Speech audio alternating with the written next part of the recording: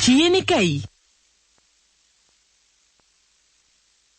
ñoo gën a fës ci yéenekaay yi waaye ñu njëkkee ko ak jongante mbokk yi diggante Ousmane Sonko ak FMI ak Sénégal ak Mali ñoo gën a fës ci yéenekaay yi waaye ñu njëkkee ko ak jongante Sénégal ak Mali tey jii quart de finale Coupe d'Afrique des Nations bay am ca Maroc sunu gaynde yi yéenekaay bi di Walf Quotidien ne ñaar ca lañu war a sukkandiku ngir ibbi camp Mali yi maanaam suqi ñi di jaxaayu Mali Pape Thiaw di entraîneur équipe nationale bu Sénégal ci yéenekaay front de terre bi na Mali tey jii dina xare ak ñun waaye duñ ko may dara xam nañu fan lañuy jaar ba gañe leen loolu la Pape Thiaw wax ci yéenekaay bi entraîneur bi bu Mali di Gaston Frix moom ten yëkkati kàddu ca boobu lay jongante mu ne ragaluñu Sénégal dinañu def lépp ba gañe leen yéenekaay bi di Source A ne jongante boobu lay xare la fas yéene doon sunu digganteek Mali moo tax yéenekaay bi di Rewmi Sport ne sunu gaynde yi fas yéene wuñu may dara ñi di jaxaayu Mali ci point actu sport Pape Thiaw ne guerre boobule di entraîneur bu Mali di wax ci diggante réew Mali ak Sénégal Pape Thiaw ne guerre amu fi ay doomu ndey leen li koy football kase la waaye nag football foo mu ànd ak taxawaay bu dëgër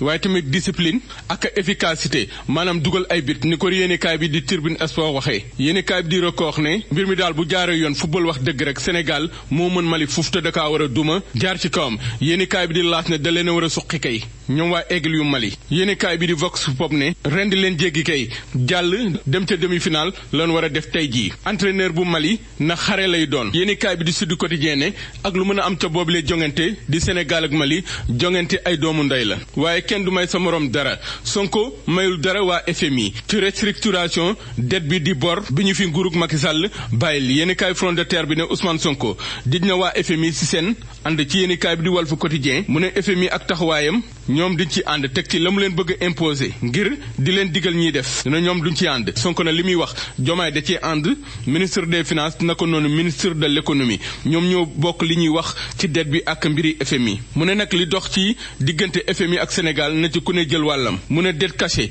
bi ñuy wax naan nguurug Macky Sall moo ko fi bàyyi FMI naan yëgu ko Sonko ne FMI waxul dëgg lu mel noonu mënta am ak xaalis bi ni mu toll ci ay milliards FMI ne yëgu ko nee na yëg na lépp ci point actu Sonko ndax lépp lu FMI bëgg teg ci di leen dut baaraam mu ne dette bi am nañ ci responsabilité jafe-jafe yi Sénégal dund na ko noonu Ousmane Sonko ne situation bi Sénégal toll ba FMI tee loxoom ne du lebalati Sénégal wala mu jàppale leen ci lenn mu ne réewum Égypte tolloon na fa taxul FMI teewoon boppam mu ne lii kay singili Sénégal la rek wala daa am lu nekk ci ginnaaw lu ñu waxul ndax Sénégal boo xoolee ni muy doxee ci wàllu koom Ousmane Sonko ne ci yéenekaay bi di point actu lépp lu war Sénégal mi ngi koy def ngir ñu war ko taxawu kon FMI loxo bi mu téye lan moo nekk ci ginnaaw la ñu war a laaj yéenekaay bi di Le Quotidien ne kii di Ousmane Sonko xajamal na cere ji ci diggante FMI ak Sénégal ndaxte plan de restructuration bi FMI war a doxal ci bor bi Ousmane Sonko ne nguurug Sénégal àndu ci yéenekaay bi di Les Échos mu ne kàddoom yooyu le mooy kàddu yu Diomaye di kàddu yu ministre des finances di kàddu yu ministre de l'économie di kàddu yu premier ministre